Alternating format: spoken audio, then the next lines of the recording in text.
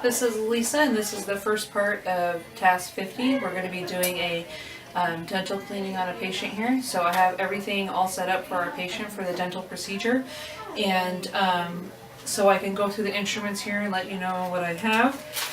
So first we have the hand scaler here. Everything's autoclaved, so it's in these packages, but it has the two ends there. There's the hand scaler. This is for removing that hard to get calculus that the ultrasonic scaler isn't getting off. So sometimes we'll hand scale to get into all the nooks and crannies where the ultrasonic scaler cannot get. So there's the hand scaler. We have our dental probe here. This is used for measuring pocket depth to see how severe the periodontal disease is. So on this side it has the probe, and on this side it has the explorer for exploring around the teeth as well. So we have that. We have our dental curette here, and it has the two sides here, and what this does is for scaling underneath the gum line, we use this instrument here to get the calculus that's underneath the gum line. In case there's any, we have our ultrasonic tip right here. So this is going to attach to this piece right here, and this is for ultrasonic scaling of the calculus off the teeth. So it attaches onto here mechanically. We also have our Profi cup here. And at low speed, this helps to polish out the teeth after done scaling. And with that, we have our Profi paste, our polish paste here. It goes onto there when we're polishing. In case there's extractions, I have several different instruments for extractions. I have a couple different size elevators here. This is for breaking down the ligaments and helping to lift the teeth out. I have a size 3 and a size 2 for our patient here.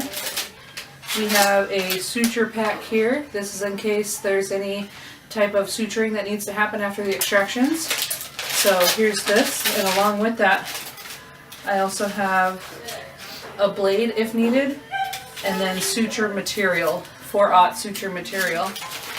I also have some extractor forceps here.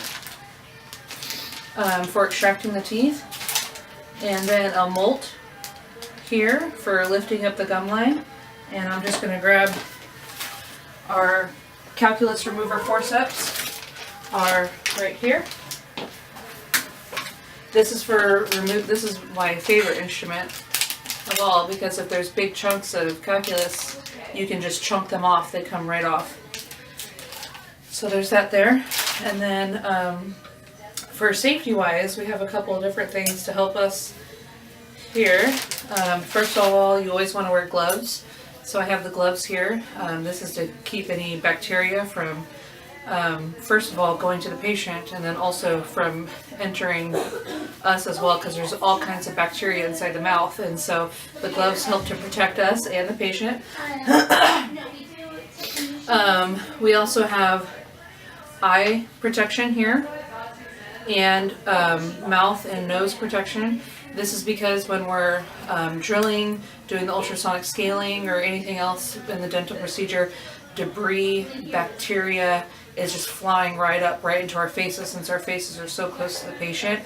And so when you have this on, it protects you from getting any kind of bacteria in your eyes, and also breathing that bacteria in. It also helps us from, if we have to cough or sneeze, from introducing bacteria to them as well. So, so we have this protection, the eyewear, and the nose and mouth protection for that. We also have a towel set up here. We use a rolled up towel, and we like to prop the patient up on that with their head tilted down a little bit, so that way any type of saliva, or when we use our water rinse here, rinse out the mouth, the water doesn't go back into the trachea. And also we're going to have a tracheal endotracheal tube here with a properly inflated cuff so that all that bacteria and water doesn't go down into the trachea as well. So there's a couple different methods of protection. Having the head slope downwards, having a properly cuffed endotracheal tube, and then also we can pack the mouth, the back of the mouth with gauze to help soak up some of that water and debris as well to keep the patient from aspirating. So it looks like we have everything all set up. A couple other instruments that I forgot to mention. This is our drill with some drill bits here for helping to cut the teeth in half that need to be extracted. If there's 2 or more roots on the tooth, this could help to break it down to help it be extracted more easily. And then this one has water and air to help rinse out the debris, and then also to help see if there's any calculus left over during the dental. So, so that's all of our instruments and safety supplies, and we're ready to go ahead and start with our dental. Okay. This is task number 50. We're going to be doing a dental cleaning on this patient here. So the first thing that we're going to start off with is we have our patient, we have the endotracheal tube placed, we have it properly inflated, he's properly anesthetized, so we can go ahead and start with a examination first. And so what you could do is you could start to palpate the head and neck area.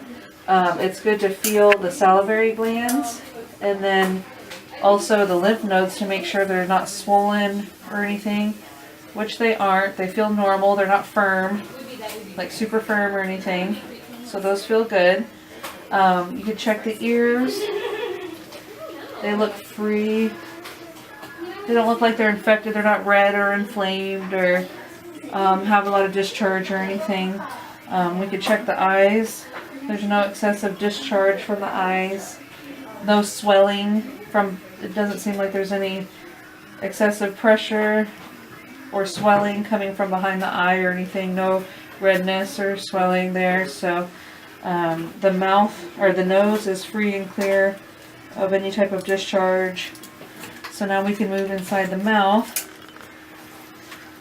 We can check the insides of the gums and the lips, and it looks like there is some gingivitis on the gingiva here around the teeth. So we're going to make a note of that, about the gingivitis on the chart.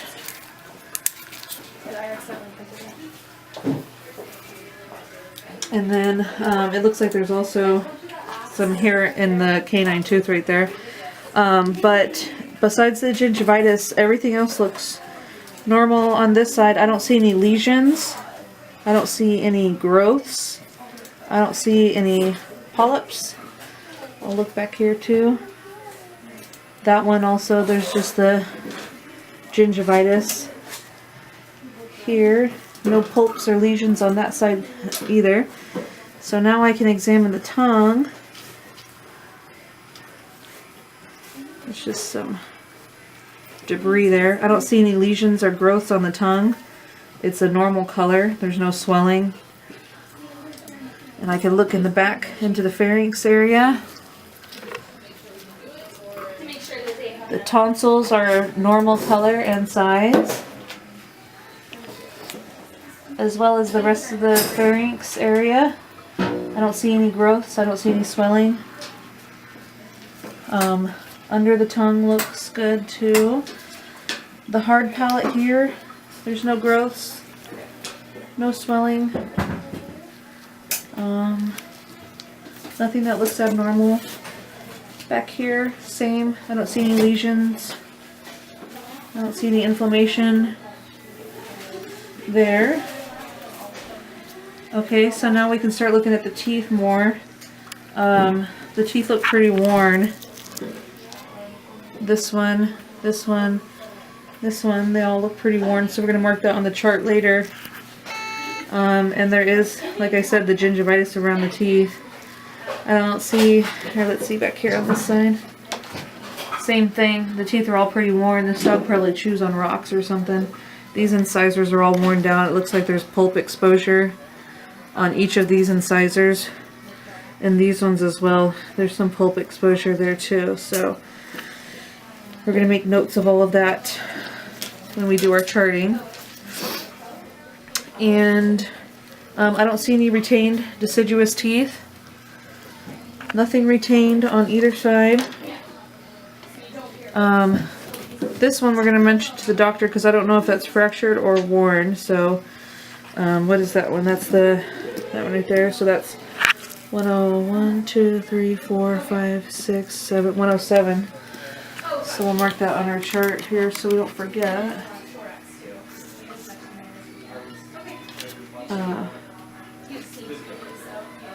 Fractured. Alright. Okay, so now that we're done with our oral exam of the teeth and of the mouth and the head, we can go ahead and start our cleaning. So first we'll go ahead and start with our calculus removal forceps. We're going to do this right upper quadrant here. We can get these big chunks off here. Is the light too bright? No, it's fine. Okay. So we could just place this on the tooth.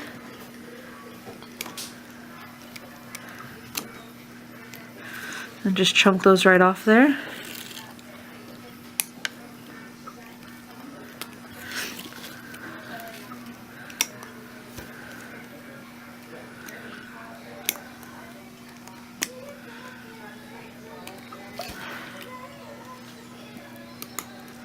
Alright, now that, or let's get this last big piece up here.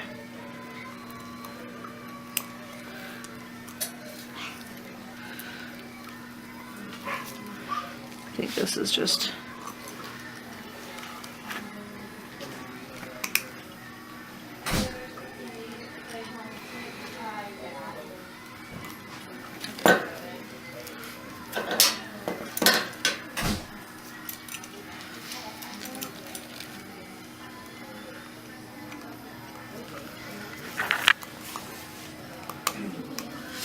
Alright. Okay, we've got the major chunks off, so now we can go ahead and start our scaling. So we'll turn this on, and we know it's on by the water starting to come out, and we can start at these back teeth back here. And we work our way towards the crown. We hold it parallel to the tooth. We never push the tooth or the tip of this ultrasonic scaler onto the tooth like this. You never do that.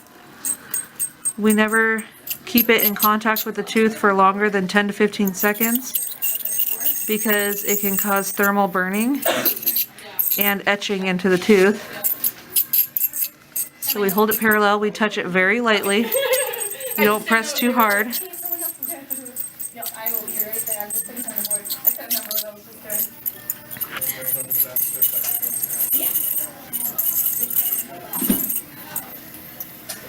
So we'll come back to that one.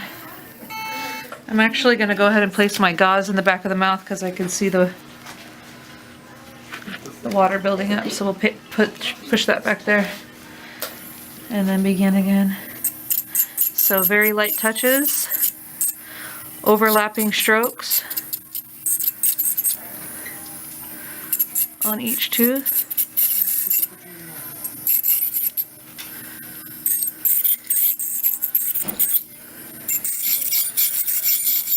We don't go under the gum line with the ultrasonic scaler.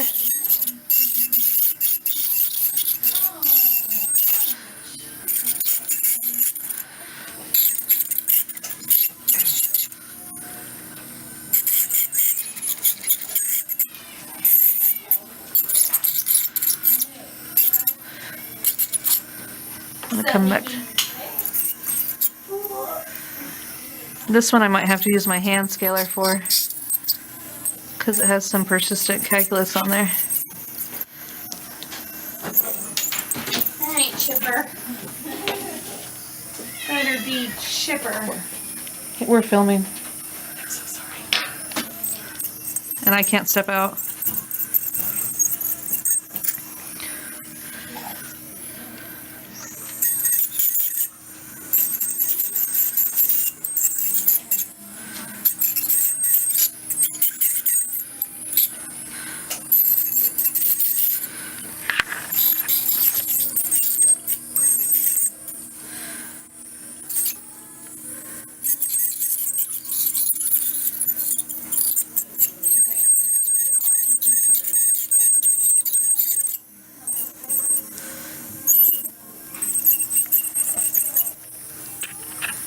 Okay, so this one right here, I'm going to try the hand scaler on, but other than that, I think it might just be wear on the tooth that's persisting right there.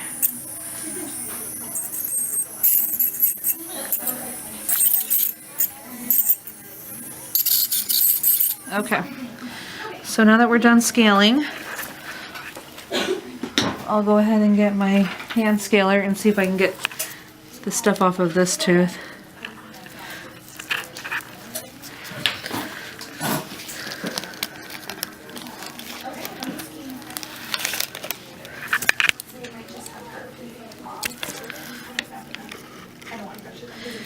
So this, I think, it's not coming off with our ultrasonic scaler, and it's not coming off with our hand scaler, so I think that might be discoloration of the tooth, or maybe even pulp exposure. So I'm going to have the doctor examine that one further, because I'm using my hand scaler and not getting anything off here.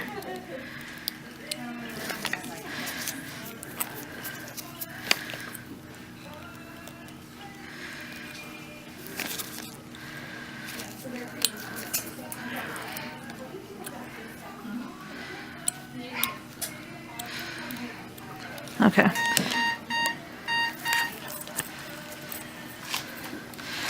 All right, so we got our hand scaler there. We'll go ahead and give it a quick little rinse.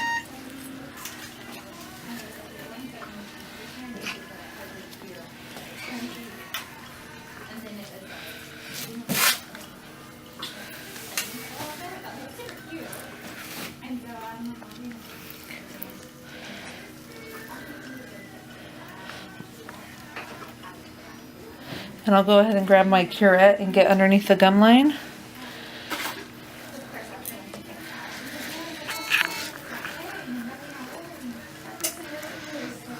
On each of the teeth, so I'll start with the incisors here.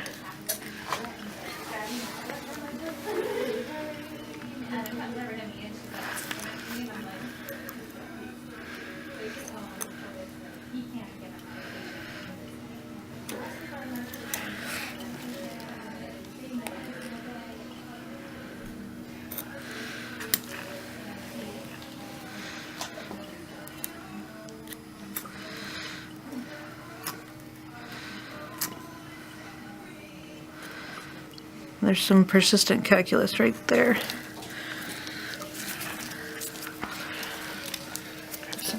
Grab some gauze real quick.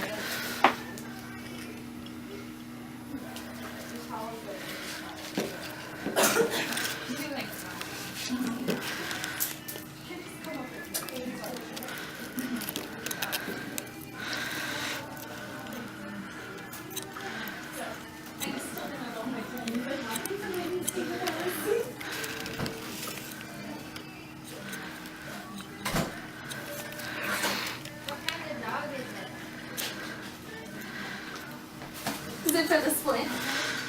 The split.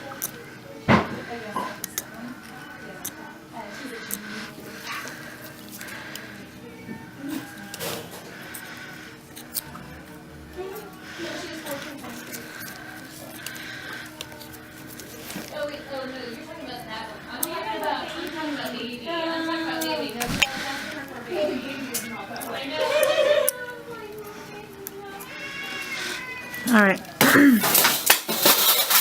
Oops, we dropped our chart. I'll grab that.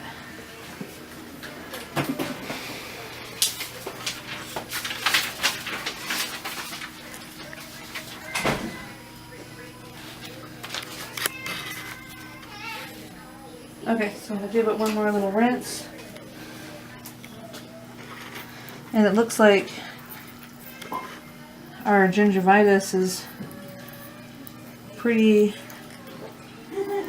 upset with us right now, so the cleaning that we've done so far has caused the gums to bleed since they're so sensitive.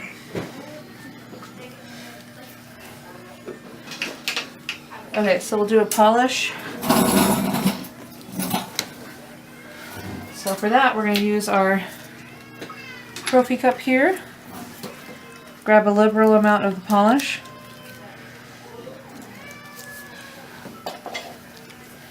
Start on the back teeth here. And this It's a light touch as well. And we don't want it to stay on the tooth for more than 2 to 3 seconds because it can cause thermal burns as well. And then it also can break down the enamel on the tooth. You just move very quickly over each tooth.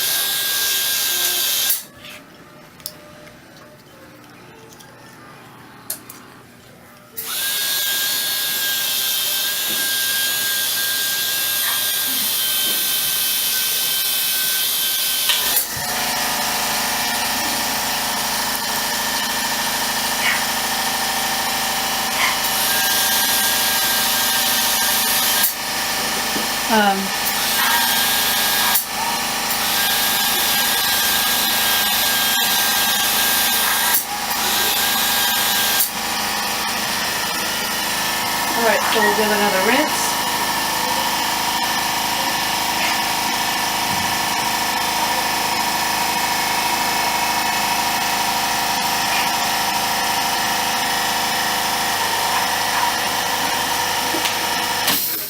Okay, and now we can check for pocketing with our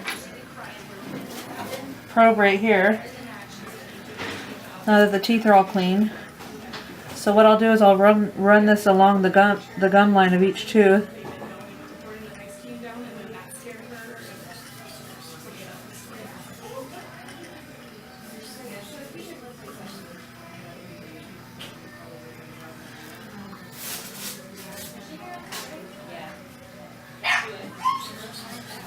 This one, it has excessive pocket depth.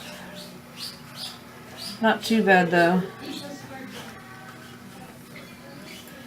And that's our 4, 5, 6, 7, 107. So we'll put that on the chart.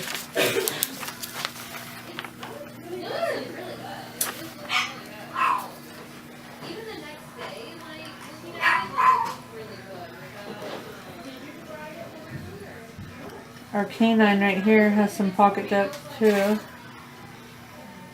Right there.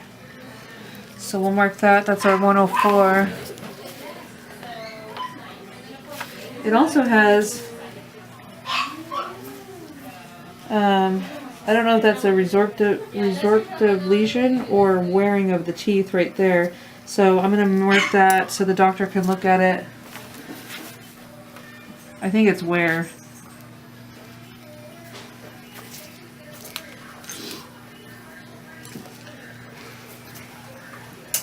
So, and then we have that pocket there. Okay.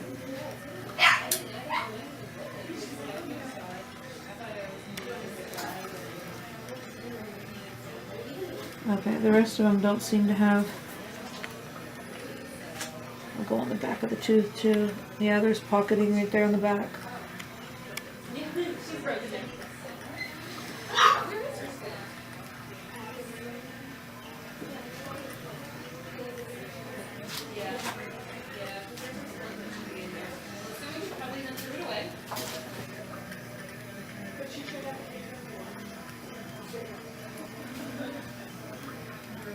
Okay, let me give it another little rinse here. And then I'm also going to chart the wear and the pulp exposure on the teeth. So it looks like we'll just do this side right now for the video purposes, but it looks like 101, 102,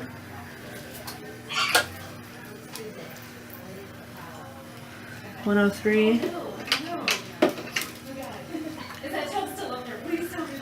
Have pulp exposure so far. So pulp, pulp, and then we already charted this one. We already charted this one for possible fracture or wear. And this one, our 107 also. Okay, so there's our 106. And then Albright pulp exposure. And then our carnasial here. has pulp exposure and wear, so we'll write that.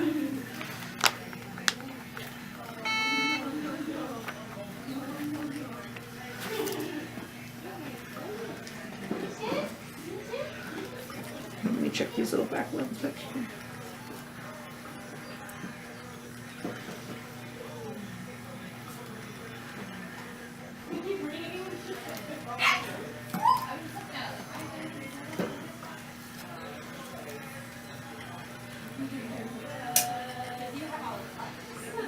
Okay.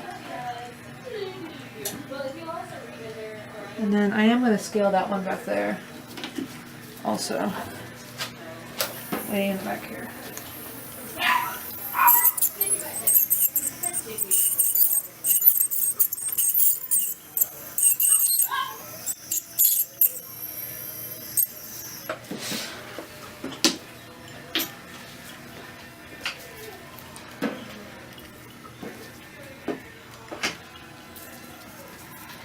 And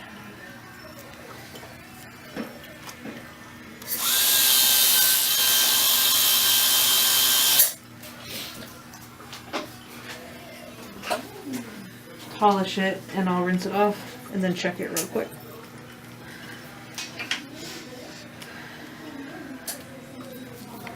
Scale underneath the gum on that one too.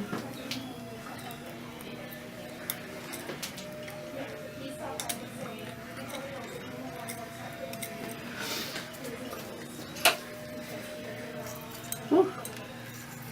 Good thing I'm wearing my eye protection because some just sprayed in my face. And then we'll check this one for pocket tap also.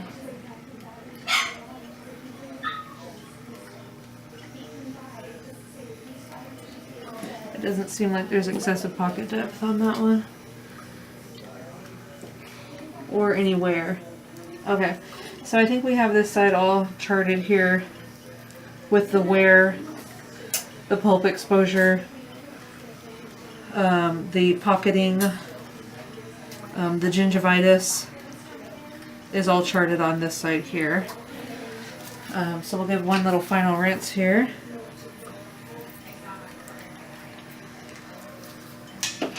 And we'll go ahead and wipe our patient off. It's a good thing to get them all nice and clean and presentable for the owner. You don't want calculus debris, the polish, paste on the face, blood, skin, anything on the face. You want to clean them all off and make sure they're nice and presentable. If they have long hair, you can go ahead and brush their hair out also to get all the tangles and water out. Dry them off really good. And so that is charting and cleaning one side of the teeth, one side of the mouth, one upper quadrant. This is Lisa, and this is the continuation of task number 50. And so about going over the home care instructions with the owner.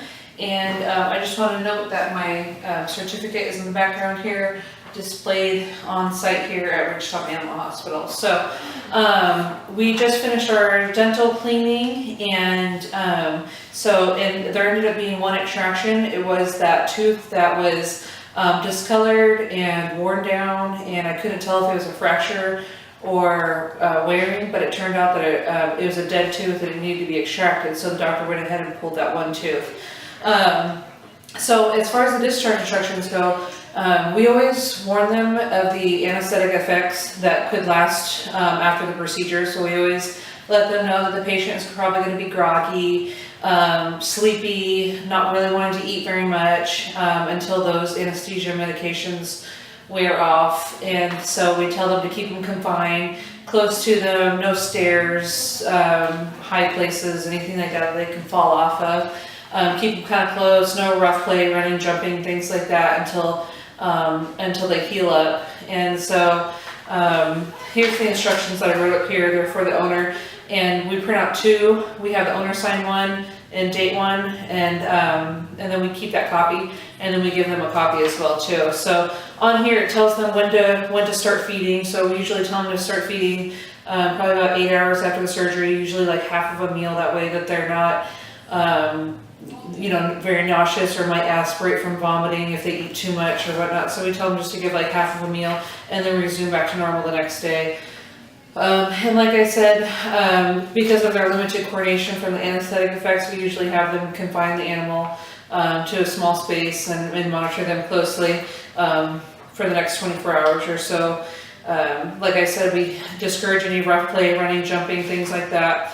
And then because of that extraction that was on that top tooth there, we had to place one suture. And so we tell them to always check that site and make sure there's no redness, no swelling, no discharge, signs of infection, things like that. So if they could just check it once a day, we put that on here too. And then the suture is absorbable, so they don't have to come back and have it removed or anything. And then also because of the tooth that was removed, there could be some pain. So we started the dog on an anti-inflammatory. They got an injectable version of it today, so we told them to go ahead and start the medication tomorrow morning to help with any pain that they're having. And then also because of the pain, we always tell the owners that they could feed like moistened kibble with water, water down their kibble so it's moist, or they can feed canned food probably for the next week until that site of extraction heals up. Also because of the extraction, they might notice some blood tinged saliva as well, and that's normal. And then so just to give us a call if it's like excessively heavily bleeding or anything like that, but some blood tinged saliva is normal after dental extractions, so we always make them aware of that as well. The other thing that we can do is like for future preventative care, we always we give them a dental pack, we give them a toothbrush, we give them a greenie to their size, and then we give them a little instruction booklet on brushing their teeth. And in that it includes, ideally we want them to be brushing their teeth every single day. A lot of pets are not accustomed to that, so there's ways to help with that. They can get flavored toothpaste, and they can like let their pet just like lick off the toothpaste a little bit, and then brush some teeth as they can, kind of work at it. Ideally, it's every day that they brush their teeth in a circular motion. It's not always what's going to happen, so sometimes some owners will do it every other day, but we always tell them to do it every single day, just to prevent it. It's to prevent like advanced periodontal disease, extractions, financial burden because of having to get repeat dentals, pain on the patient, systemic infection, all kinds of different reasons for keeping up with daily brushing and oral cleanliness as well too. So we always keep them, tell them to keep doing the brushing every single day. And then we also give advice on dental chews that could help break up some of the calculus on the teeth. So the recommendation is always like something that is easily flexible, like the greenies type of consistency. The greenies could help to break off the calculus and the tartar and the plaque, or more of the plaque off of the teeth after eating. And then there's other bendable rawhide chews specifically made for oral health and breaking up the plaque off the teeth.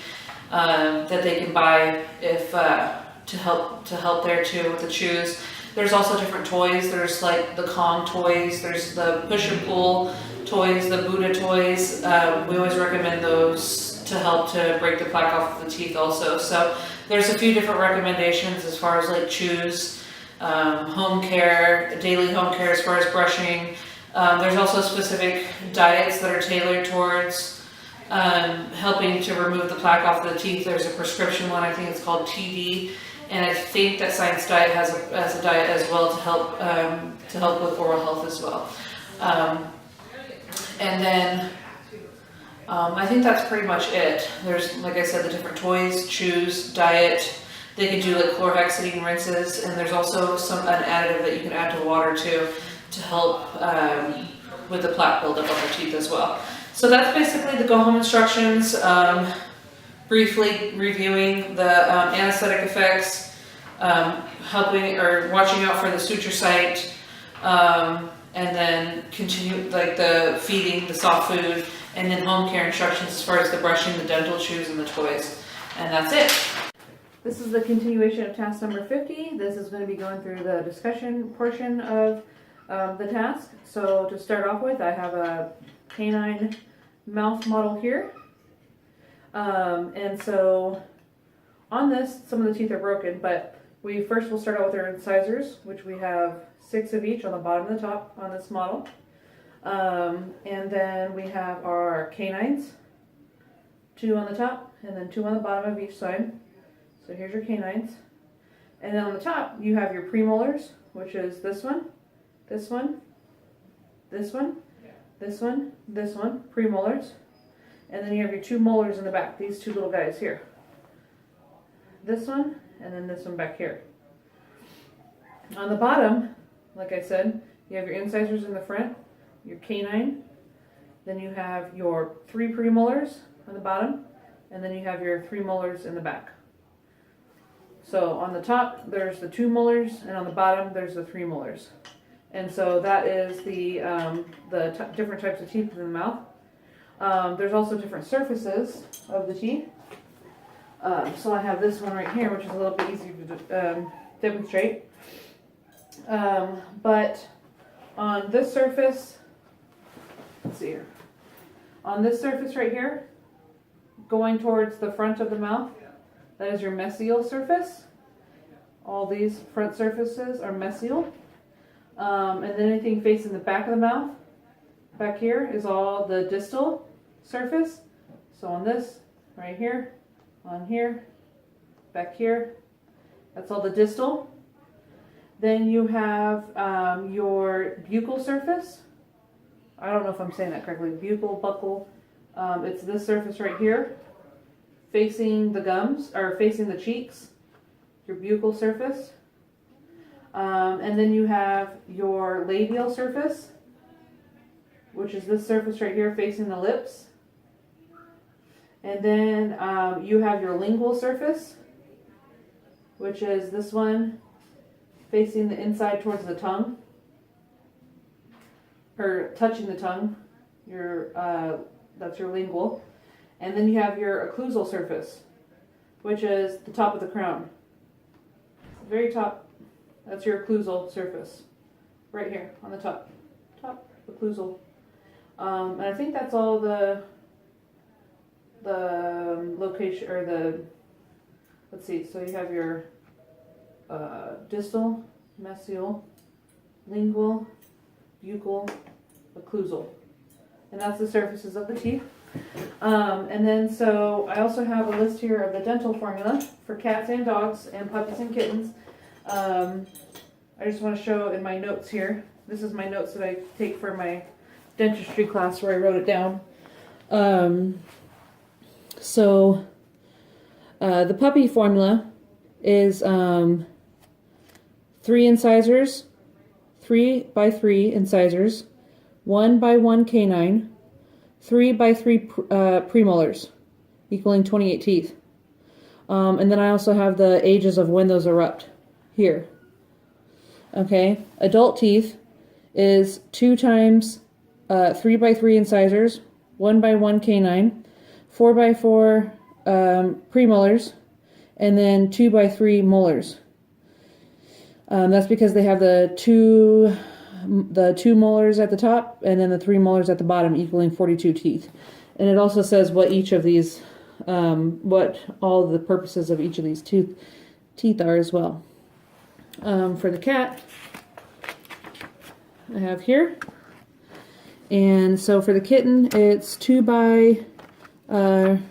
times 3 by 3 incisors, 1 by 1 canine, 3 by 2 premolars, equaling 26 teeth, and then it also has the ages of when they erupt here. So you know, that's a good way of kind of gauging how old a puppy or kitten is you can know about when the eruption of the teeth are supposed to come through, and you could look at that to kind of gauge of how old they are. On an adult cat, it's 2 times 3 by 3 incisors, 1 by 1 canine, 3 by 2 premolars, and then 1 by 1 molar, equaling 30 teeth. And then I have the different ages here when those are supposed to erupt as well for helping to age animals. Okay, and then so now I can show you the technique for scaling the teeth. And so I have a couple different instruments here, and I can show you on my little model that I have right here. So this is our ultrasonic scaler tip. It doesn't have the attachment to it. They're using it in dental right now, so I can't attach it, but it does have an area where it attaches to this part right here that you would hold on to. So with this, and it also shows it in my actual dental video. Let me see if I can get a close up here. So with this, your scaler,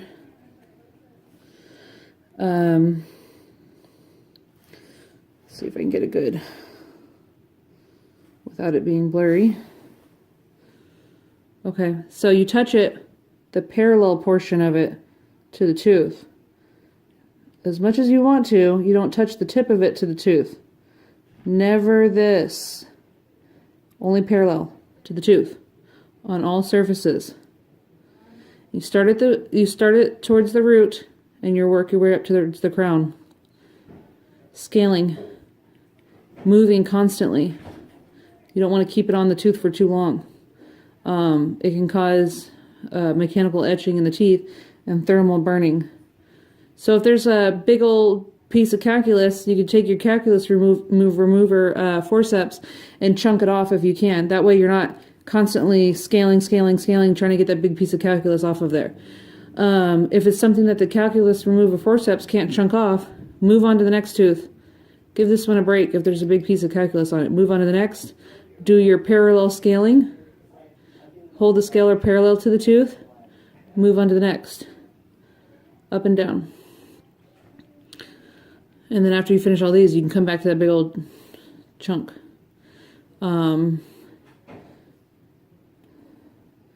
So parallel, like this, scaling all that away. Okay, so let me show you the curette. And also that scaler, the ultrasonic scaler,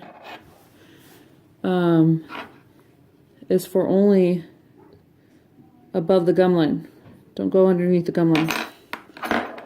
Okay, that's what your curette is for.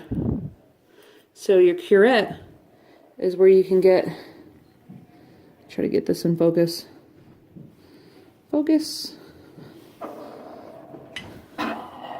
Your curette is where you can get underneath the gum line. So on this, you want it to adapt to the tooth. You want the cutting surface to adapt to the tooth. And then once you're under the gum line, you can cleave off,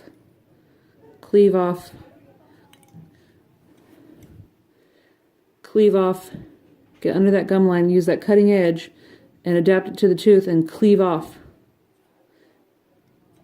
the calculus that's underneath the gum line.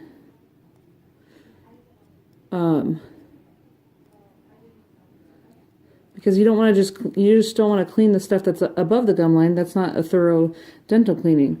You want to get underneath the gum line too. So that's what your curette is for. It's kind of out of focus. Let's see. I think I got the majority of it in focus, but there we go. So you use your modified pen grasp and cleave it. Cleave it. Okay.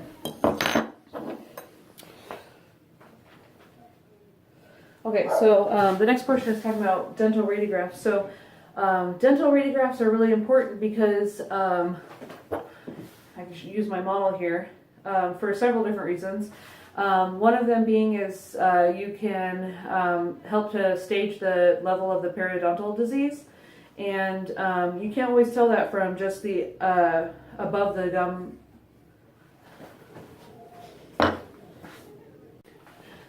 So radiographs are going to be really important in your whole dental procedure because they really help to get a more thorough examination of the teeth.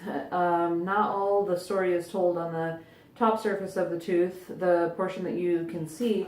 A lot more could be going on in the bone and in the ligament and in the all the supporting the mandible, the maxilla. There could be more of the story to be told in those structures there. So that's why dental radiographs are very important. So when you take radiographs, it could help you to see if there's any kind of tooth resorption, which you wouldn't be able to see, especially tooth root resorption, which you wouldn't be able to see just by looking in a dog's mouth. And that kind of stuff is very important because it can tell you if you need to do any kind of further dental work to the patient or not, rather than just cleaning. There could also be damage to the maxilla due to like some type of fracture or something. There could be bone loss around the tooth due to advanced periodontal disease. That bone could start to break down, and like I said, you wouldn't really be able to tell unless you take a radiograph. It could tell you if there's any retained teeth and how they're placed inside the mouth. That way you could better extract them. It could also tell you if after extractions there's any tooth that's been left behind. So that way you can go in and take that root out if there's been any tooth root left behind. So that way you could go in and take that tooth root out. It could also help you to stage periodontal disease. Well, some of the staging can be told by what you see on the outside of the tooth. As far as like gingivitis, calculus, dental probing, pocket depth, things like that. But you can further stage the periodontal disease based on how much root or bone loss there is, and then how much root loss there is, which, like I said, you wouldn't be able to see just by looking in the dog's mouth. So that's why radiographs are very important for several different reasons. If any of those things were left behind and x-rays weren't taken, it could really be devastating to the patient as far as further complications down the road, more expense to the owner.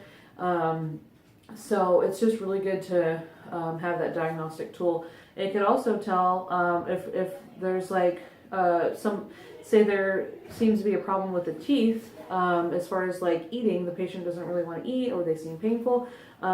People are really usually quick to think it's has something to do with the teeth, but it could be some kind of cancer within the bone around the mandible, around the joints here. So radiographs would be good for those purposes too. It could really give you a good indication if there's anything else going on besides something that has anything to do with the teeth. So it's just a really good further diagnostic tool to have complete patient care and making sure that we are being as thorough as we can as far as the dental examination goes.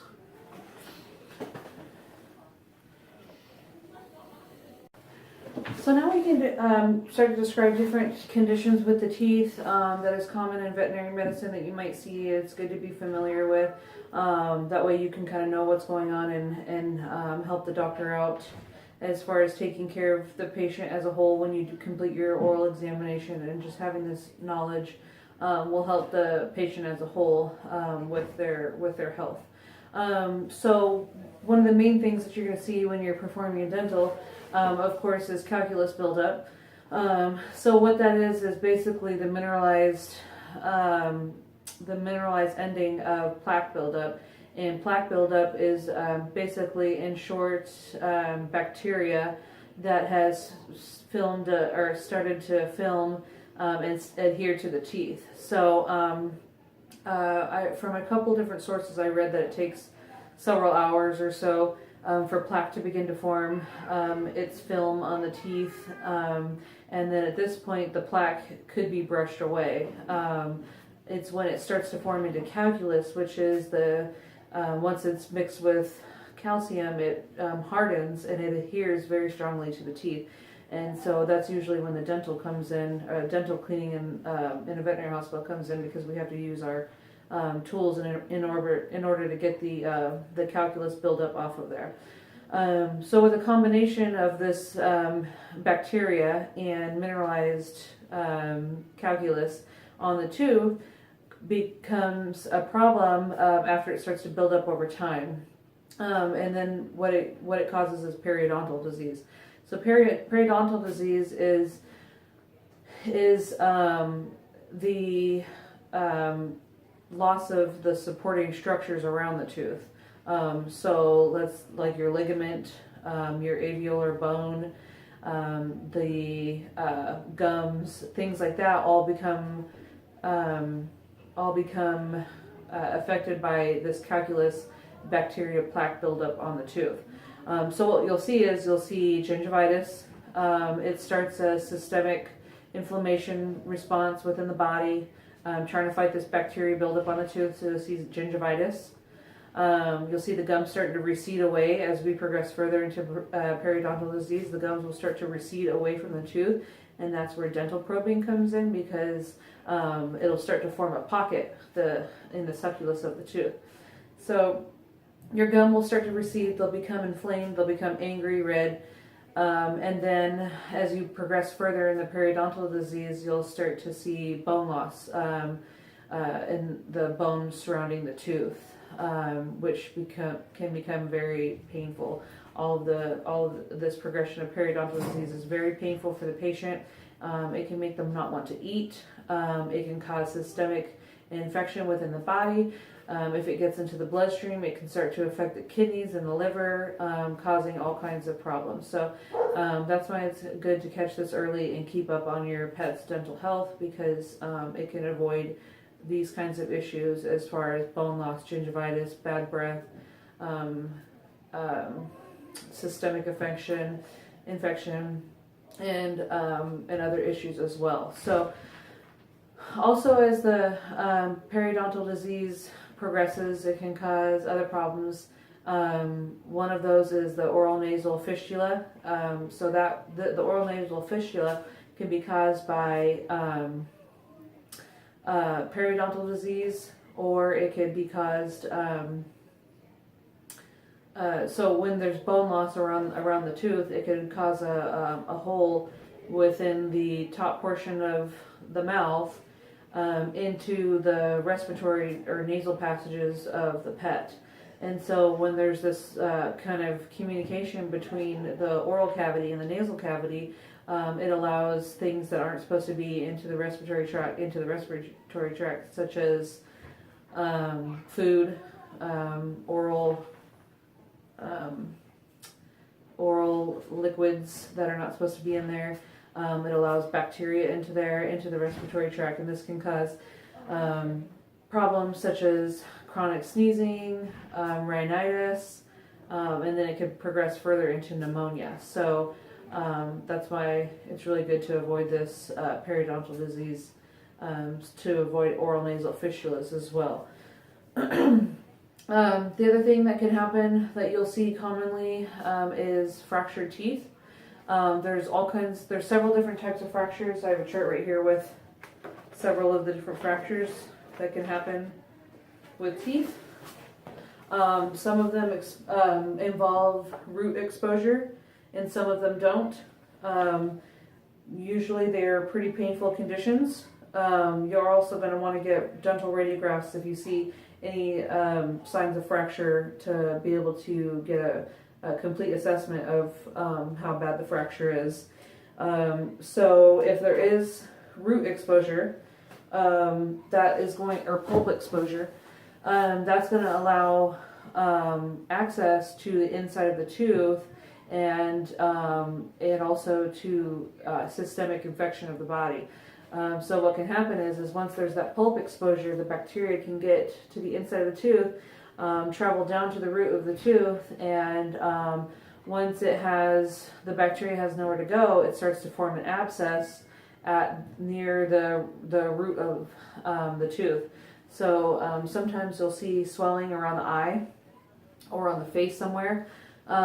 Sometimes people will think it is a problem with the eye or something like that, but really it's due to having a root abscess. So the fractured teeth, they're usually caused by chewing on harder objects, such as deer antlers, hooves, things like that. So that's why it's really important to have adequate chewing material for your pet, because these harder objects can create fractures, which are very painful, and like I said, can cause pulp exposure, which could lead to further periodontal disease and tooth root abscesses. And so that's why you should get softer type of materials and not these harder deer antlers, hooves, things like that. So you can, with the fractures, there's also, it can also happen by car accidents as well, some other kind of trauma, but usually it's from chewing objects that are too hard for the pet. So another condition that affects the whole structure of the tooth is worn teeth. That could happen also by chewing objects that they shouldn't be chewing for too long, wearing down the enamel of the tooth. And it could also be caused by severe itching, where the patient is constantly chewing on themselves. So it's really important to have their allergies and their flea problems under control, because it could really start to affect the durability of their enamel and tooth. Once it starts to get worn down to a point, again, there could be pulp exposure, just like with the fractured teeth. There could be pulp exposure leading to further infection, abscessed teeth, and things like that. So you really want to make sure that you're getting the appropriate kind of chewing devices for your pets in order to avoid these kinds of conditions. The other thing is that you'll see commonly, especially in younger patients, is retained deciduous teeth. A lot of times when we see them come in here for like a puppy for a spay or a neuter or something like that, we always check them for retained deciduous teeth, just because they are fairly common. Usually in the canines you'll see them a lot. So what that is basically two of the same type of teeth trying to stay in the area that they're supposed to be in. There's only like, for example, I'll show you with the canine. There will be the regular adult canine, and then there will be the baby tooth right behind it, not wanting to come out of the socket, and it'll just keep growing and growing and growing along with the adult tooth. So the baby tooth and the adult tooth will be growing side by side for each other. So what this creates is overcrowding within the mouth. It starts to push the other teeth around in the face in odd directions that they're not supposed to go. This creates the malocclusion in the mouth, which can cause the patient to have self-harm within like the lips or the roof of the mouth or whatnot. And it can also cause spaces within the teeth that aren't normally supposed to be there, where bacteria can more proliferate, causing dental disease to progress faster than it should be. So the overcrowding of the teeth, the malocclusions within the mouth, and those tight spaces in between the teeth that aren't normally supposed to be there. It also causes, with all those different kind of spacing between the teeth, foreign objects can get stuck in there, hair, things like that, causing further problems for the patient. So those are basically some common conditions you'll see with the animal, and how they affect the body when your patient comes in for a dental cleaning. So now we can go ahead and discuss home care techniques for the patient. It's really important to continue home care, dental care for your pet, because like all the previous conditions that we discussed, the periodontal disease, abscesses, systemic infection, bad breath, and then of course the biggest reason usually for owners is the financial burden that can happen when these problems do arise. So that's why it's really important to keep up with your pet's dental health. The best thing that's going to happen is brushing your pet's teeth every single day. It's not usually ideal, but that's going to be the gold standard of care for your pet as far as home care. And so the reason why is because plaque starts to turn into calculus within a couple of days of forming onto the teeth. So it really doesn't do any good if, as far as one of the texts that I read from, not brushing the teeth or less often than every other day. So when you're going to be brushing your pet's teeth, there's a few different types of brushes that you can use, all on the market that you can choose from. You can try to choose the one that's more comfortable for your pet too. There's canine and feline specific ones, ones that are bigger, smaller, angled differently for you to be able to brush your pet's teeth easily. You can also use like flavor toothpastes to help make it a little bit more appealing to your pet, because usually it takes a little bit of work until your pet is really comfortable with it. That's why it's good to start out young with them. And so you can use flavor. You can give them like maybe a treat afterwards or something like that. Just make it a very good experience for them. So when you actually do get to the point where your pet is comfortable with it and you're brushing their teeth, you could take your toothbrush to the tooth, and you're basically going to go in circular motions, starting at the root and then working your way towards the crown on each of the teeth. So circular motions every single day. Like I said, there's flavored toothpastes that you can use. There's also different kinds of chew toys that you can use to help that are good for the teeth.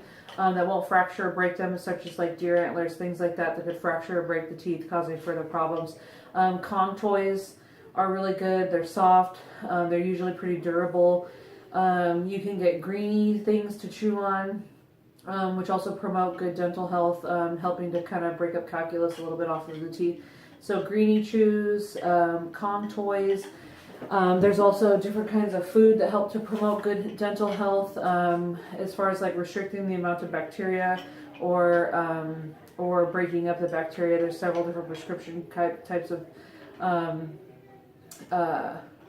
dental diets. I think one of them is called TD, maybe made by Hills. But there's just all kinds of different products all over the market. You could also get like a rinse, like a chlorhexidine rinse. Things like that to really help promote healthy teeth. So having daily brushing, training your pet to be accepting of the daily brushing, adequate chew toys that won't break the teeth, something soft and pliable, but also not as easily destructible, so they don't get a foreign body obstruction or something like that, such as the Kong toys. And then having those greeny treats as well are really going to help out with your pet's dental disease. And then going as far as like a dental diet, prescription diet, such as like the TD or whatnot, to help create an environment within the mouth that doesn't promote bacteria buildup. And so that's basically the home care that we would give for our patients.